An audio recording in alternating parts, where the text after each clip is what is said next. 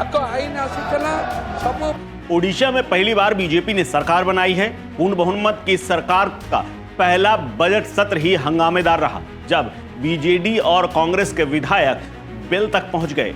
दरअसल ओडिशा के गुंजाम शहर में एक शराब कांड हुआ है, जिसमें कुछ लोगों की जान चली गई है।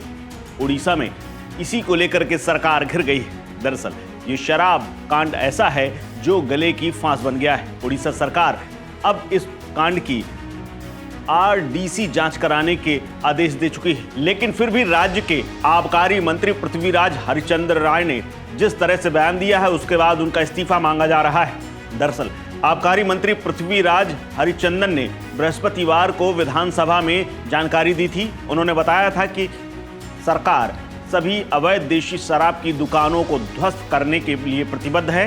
गुंजाम जिले में सोमवार की रात को जहरीली शराब कथित तौर पर पीने से 2 लोगों की मौत हो गई, जबकि 13 लोग इलाज के लिए अस्पताल में भर्ती हैं। लेकिन विपक्ष उनके बयान से संतुष्ट नहीं हुआ और हरिचंदन का इस्तीफा मांगने में डटे रहे।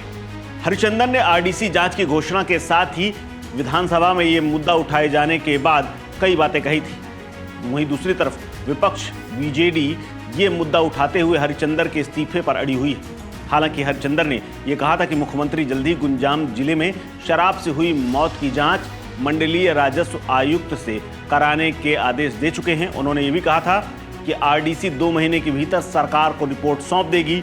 हरिचंदन ने यह भी आश्वासन दिया था कि राज्य सरकार ने अवैध शराब की गतिविधियों को सहन न करने की नीति अपनाई है और अधिकारियों को सख्त निगरानी रखने और राज्य भर में अवैध शराब बनाने वाली दुकानों को छापेमारी और उन पर कार्रवाई करने के निर्देश दिए जा चुके हैं। लेकिन इसके बावजूद भी आज जो नज़ारा बजट सत्र में देखने को मिला वो चौंकाने वाला था।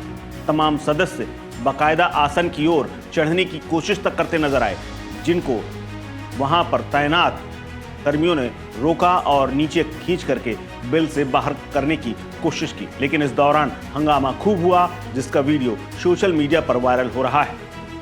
आपको बता दें, गुरुवार को हरिचंदन ने यह कहा था कि राज्य सरकार ने बेहरामपुर के आबकारी निरीक्षक रमेश चंद्र मोहंती और उप निरीक्षक प्रसन्न कुमार ढाली को निलंबित कर दिया है।